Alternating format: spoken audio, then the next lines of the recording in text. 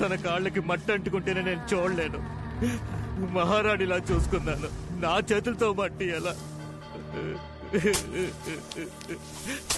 తనతో పాటు నన్ను పూర్తి చేయండి రా. మీకు పుట్టిన పసిగుడ్డు యువరాణి, తన కోసమైనా మీరు ధైర్యంగా ఉండాలి. ఆ పిల్ల గురించి మాట్లాడకండి, దానివల్లే నా ఈశ్వరి నాకు దూరం అయిపోయింది. ఈశ్వరి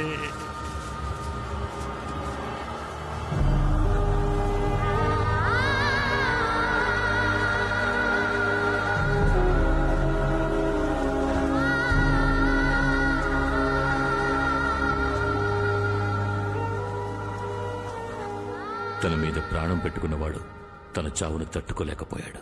తనతో బతకాలన్న వాడి ఆశ అప్పుడు కసిగా మారింది. దాని శవాన్ని పూడ్చేసి వచ్చిన రాత్రి ప్రాణప్రేద సూత్రాన్ని చేయడం మొదలుపెట్టాడు. అంటే ఏంటి? అదో మహత్తర పూజ. చనిపోయాక దేహానికి మళ్లీ ప్రాణప్రతిష్ఠ చేసే మహావిద్య. కానీ కొన్ని వందల సంవత్సరాల మునిపే అది ప్రయోగంలో లేదు. అలాంటి విద్య ఈ కాలం మనుషులకెలా తెలుసు? సాధారణ విద్య అది. తొందరపడి సరిగ్గా నేర్చుకోకుండా సగం సగం చేశాడు. ఇప్పుడు సమస్య అదే.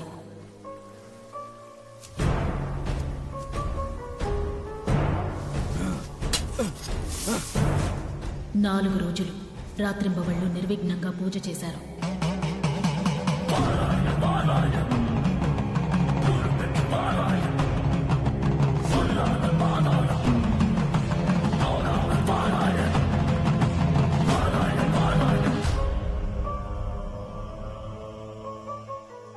ఐదో రోజు ఆయనొచ్చి చూసేసరికి ఈశ్వరి, ఈశ్వరి,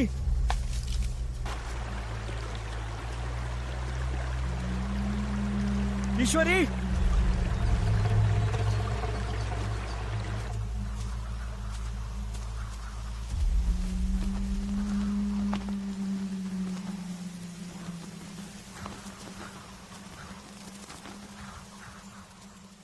ఈశ్వరి,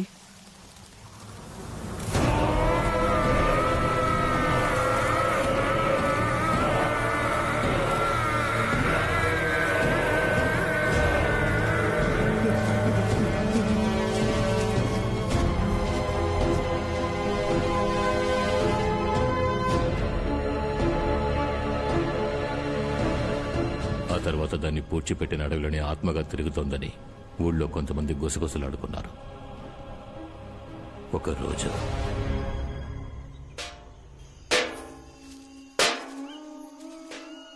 పెందలాడే బయలుదేరమంటే మాట విన్నావు? అడవిలో వెళ్తున్నావు అన్న భయం కన్నా ఈ చప్పుడుకి ఎక్కువ భయం వేస్తుంది. ఇలా శబ్దం చేస్తూ రావడం వల్లే అడవి మృగాలు భయపడి పారిపోతున్నాయి. ఈ అడవిలో రాణి దెయ్యంగా తిరుగుతుందని అందరూ అంటున్నారు విశాలమ్మ. అడ్డమైన వాగుళ్ళు విని నువ్వు వాక్కు. నోరు మూసుకుని రా. అయ్యో, నేను చెప్పేదంతా నిజమే. అకాల మరణం, తలకి దెబ్బ తగిలి చనిపోయారంట. జమీందారే చంపేశారట. అలాంటిదేమీ లేదే. ఇష్టపడి చేసుకున్నవాడు ఎందుకు చంపుతాడు? అది దురదృష్టవంతురాలు. దానికి రాసి పెట్టింది అంతే. అల్పాయుష్తో పోయింది.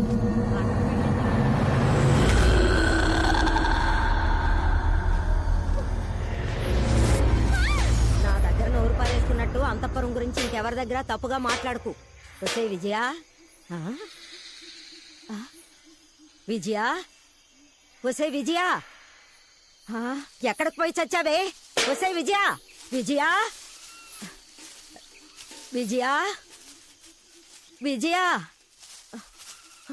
విజయ, విజయ,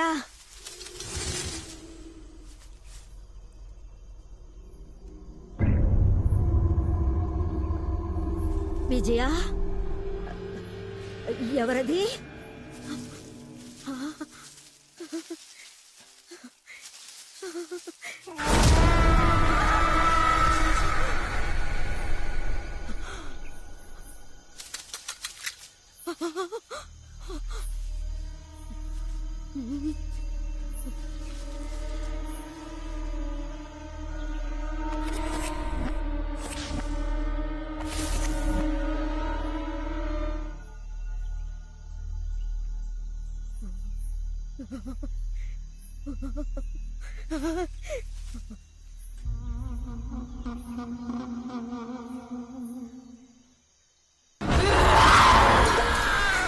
అయ్యో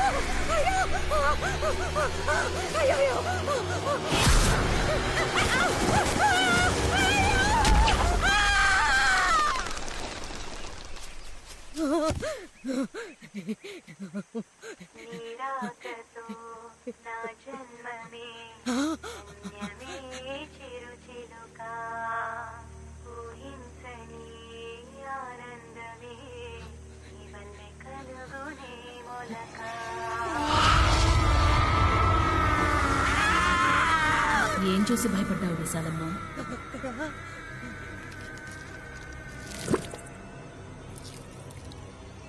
దీని సంగతి ఏం లేదు. వచ్చి నా బిడ్డని చూడు, ఎంత అందంగా ఉందో. రా, వచ్చి చూడు విశాలమ్మ. నా కూతుర్ని చూడు, అచ్చం నాలాగే ఉంది కదా. అబ్బ చూడు.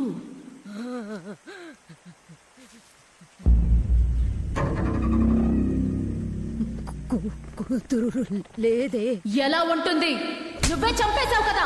లేదు, నేను చంపలేదు. వాళ్ళు అన్నారని అలా చేశాను. వాళ్ళన్నారు సరే, కానీ చంపింది నువ్వేగా.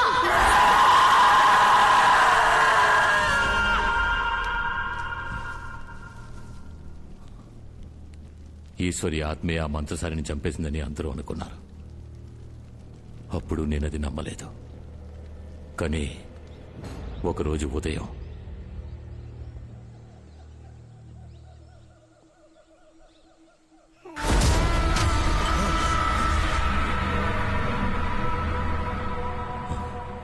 నేనే దాన్ని నా కళ్ళారా చూశాను. అంతఃపురం వరకు వచ్చిన దానికి నా ప్రాణాలు తీయడానికి ఎంతోసేపు పట్టదని భయపడి స్వామీజీతో విషయం చెప్పాను. ఎంత పని చేసావురా? ప్రేతాన్ని అటు ఇటు కాకుండా లేపావు కదరా. రేపేదైనా జరగడం జరిగితే పూజ కారణం అని దుమ్మెత్తి పోస్తారా? నేను కొట్టి చంపేస్తారా? స్వామి ఆపండి, ఆపండి. కొంచెం ఓపిక పట్టండి, వీడిని వదిలేయండి. దాన్ని ఏం చేద్దామో చెప్పండి. మనం వేస్ట్ చేసే ఒక్కో నిమిషము భయం వేస్తోంది.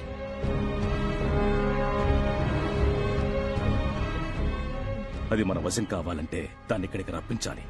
అందుకు ఒకే ఒక్క దారి. నేను తను కలవడానికి వేరే దారి కనిపించలేదు. ఏదో కోపంలో కొట్టాను నాన్న. నువ్వు తనని ఎంతగా ఇష్టపడుతున్నావో నేను అర్థం చేసుకోగలను. జమీందారు గారికి సంబంధించి తను చనిపోయింది. తను తిరిగొచ్చి నీతో కలిస్తే ఎవరాపుతారు? నీ ఇష్ట ప్రకారం ఎక్కడికైనా వెళ్లి జీవించు.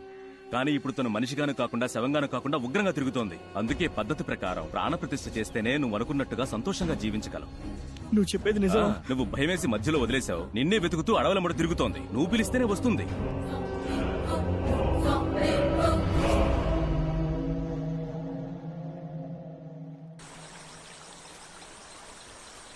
ఈశ్వరి, ఈశ్వరి,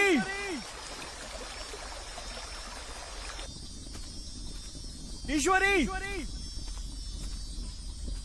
ఈశ్వరి.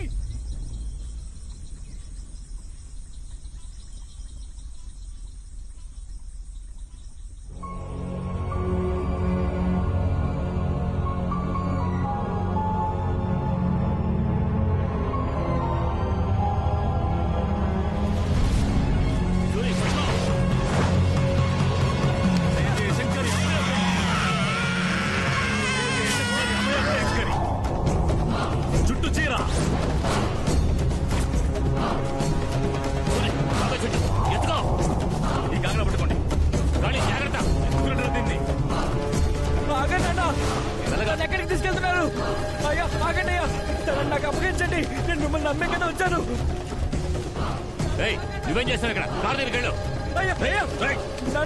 తనని నన్ను కలుపుతానని చెప్పారు కదా. అసలే నువ్వు సగం పిచ్చోడివి. అని మైకంలో పడి పూర్తి పిచ్చోడు అయ్యావా? చచ్చిన దాంతో జతగలవడం మహాపాపం. నన్ను వదలు. నువ్వు ఇక్కడే ఉన్నావు. సగం ప్రాణం పోసిన ప్రేతాత్మని ఎవరూ అంతం చేయలేరు. దానంతటా అదే అంతం కావాలి. దానికి 2 మహాదశాబ్దాలు పడుతుంది. అంతవరకు దీన్ని అమ్మవారి శక్తి మాత్రమే బంధించి కట్టడి చేయగలదు. ప్రస్తుతానికి అమ్మవారి చీరతో దీనిని బంధించగలిగాం. కానీ ఎక్కువసేపు దీన్ని ఇలా ఉంచలేం. అందుకనే గర్భగుడి వెనకున్న రహస్య గదిలో దీనిని బంధిస్తాను. ఓం నమః శివాయ.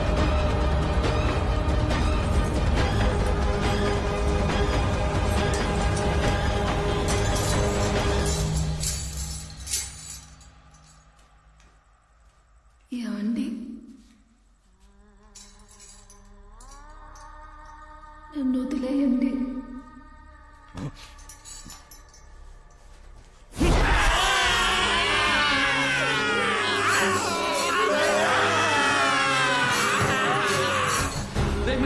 పెద్ద పూజారి గారు అక్కడ లోపల మీరు ఉండవయ్యా.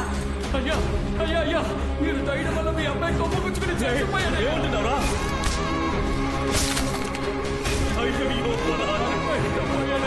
రండి.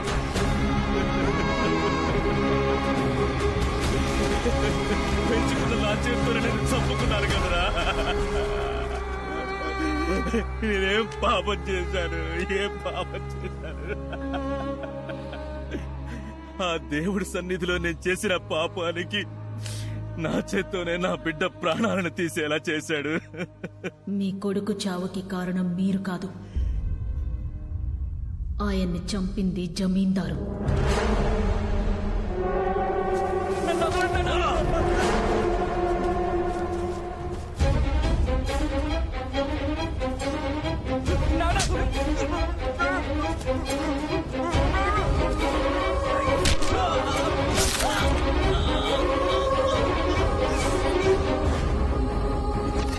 నేనేం పాపం చేశాను? ఏం పాపం చేశాను?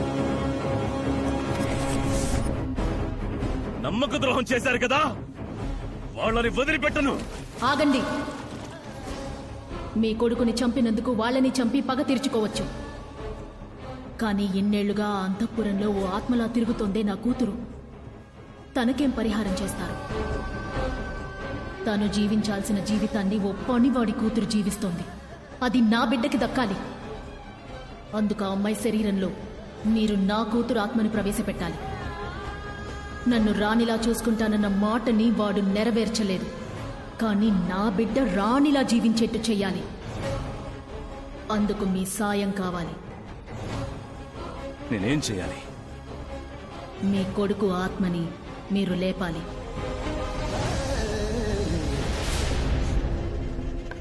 అయ్యా లోపలికి రండి. ఆ అమ్మాయి పేరేంటని చెప్పారు రవి? జ్యోతి.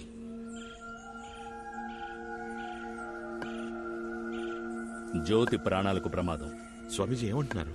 ఈ రోజు సూర్యాస్తమయంలోగా ఈశ్వర ఆత్మను అంతం చేయలేదంటే తను జ్యోతిని చంపేస్తుంది. ఈ రోజులోగానా? అవును, ఈ రోజు మహాదీపం. సరిగ్గా 22 మునుపు ఇదే రోజున తనని చంపేశారు.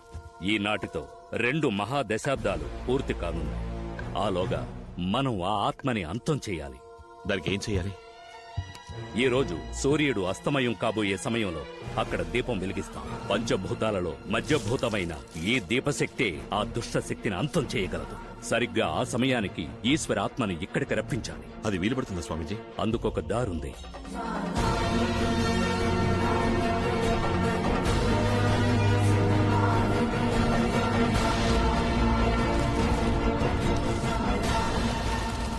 అల్లుడు గారు, మీరు చెప్పేది నేను నమ్మలేకపోతున్నాను.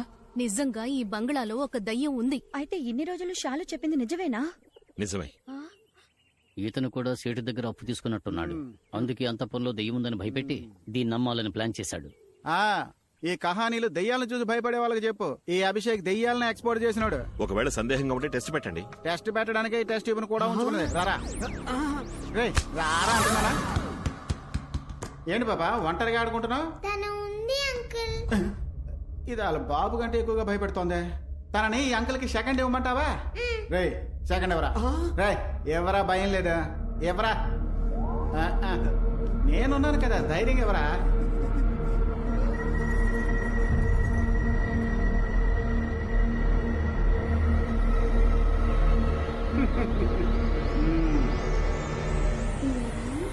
రైట్, మేనర్స్ లేదు. హలో అంటూ చెయ్యవరా? హలో, ఏంటి బాస్, చెయ్యి మాత్రమే వచ్చింది. దానికి నీ మీద ప్రేమ పొంగింది అనుకుంటా. ఎముకలు కూడా దయ్యం మంచి కాంబినేషన్. ఎక్కడ సెట్? దెయ్యం మేడం, నేను చూడడానికి పెద్ద మనిషిలా కనబడతాను. గుడులో చంటి పిల్లాండి, దయచేసి నన్ను వదిలేయండి ప్లీజ్. దీనికి అయ్యో, చెయ్యమంటే చెయ్యి మాత్రమే ఇచ్చింది. తల కాళ్ళు ఒళ్ళు ఎక్కడ దాచిందో తెలియట్లేదే. ఇంట్లో ఉన్న ఆత్మని కొండ మీద ఉన్న గుడికి రప్పించగలిగితే దాన్ని వెతుక్కుంటూ రాఘవ ఒంట్లో ఉన్న వాళ్ళ అమ్మ ఈశ్వరి తప్పకుండా వస్తుంది. ఇంకెందుకు ఆలోచన? త్వరగా కానివ్వండి. అదంత సులభం కాదు. 22 ఏళ్లుగా ఇక్కడే ఉన్నందువల్ల ఈ అంతఃపురంలో దాన్ని అదుపు చేయడం చాలా కష్టం. కొంచెం ప్రయత్నించి దాని ఇంటి బయటికి తీసుకొస్తే ఆ ఆత్మని కట్టిపడేయడానికి స్వామీజీ రెడీగా ఉన్నారు. అందుకు మీరంతా హెల్ప్ చేయాలి. సరే, కానీ మేమేం చెయ్యాలి? ఇప్పుడు మనం శాలు ద్వారానే బయటికి రప్పించాలి. జ్యోతి, నువ్వు కారులో వెయిట్ చేయి, నేను వస్తాను. అల్లుడు గారు మీరెక్కడికి వెళ్తున్నారు? ఏం లేదు, పూజకు కావాల్సింది ఒక బ్రహ్మచారి రక్తం, అది వెతకాలి. అల్లుడు గారు చెప్పింది పూర్తిగా విన్నావా? ఆయనకి బ్రహ్మచారి రక్తం కావాలి. తీసుకోండి బాబు. అంటే ఈ 15 ఏళ్లలో ఒక్కసారి కూడా త్వరగా తీసుకుని వదిలిపెట్టండి అబ్బా. మనం కాపురం చేయకుండా ఉండడం ఎంత మంచిదేంటో చూసారా? మేడం, లైఫ్ లాంగ్ మీరు ఇలాగే ఉంటే ఎవరింట్లోకి దెయ్యం జ్వరబడినా అందరికీ అన్నగారి రక్తం యూస్ అవుతుంది కదా. నేనేమైనా బ్లడ్ బ్యాంకరా? సరే, మీరంతా కలిసి ఆత్మని బయటికి రప్పించండి. ఒక్కో నిమిషం చాలా ముఖ్యం. వస్తాను. తోడుగా అందరూ నాతో పాటు రండి. బాస్, ఈ కొంపలో దెయ్యం ఉందని తేలిపోయిందిగా, మరెందుకు ఈ కొంపలో ఉండడం? వాళ్ళు వెళ్ళపోతే మనకేంటి? రెండు వెళ్ళిపోదాం. ఇలా కబుర్లు చెప్పి నన్ను బయటకు పంపించి ఆ 10 కిలోల బంగారం నువ్వు దొబ్బేద్దావనా? ఎంగిల్తో మొహం జరిపేస్తా. పదరా. స్వామి, లోపలంతా అనుకున్నట్టే జరుగుతోంది. మీరు రెడీయా?